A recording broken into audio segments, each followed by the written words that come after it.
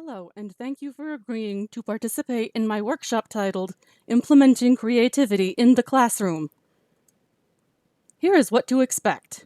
In this workshop, we will discuss the 3 common traits a creative individual might possess, discuss the do's and don'ts when creating a lesson plan that targets these 3 traits, and discuss a lesson plan sample that also targets those traits.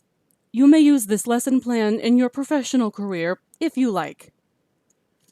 After you are finished, I would like you to take a quick survey with your honest feedback about this workshop.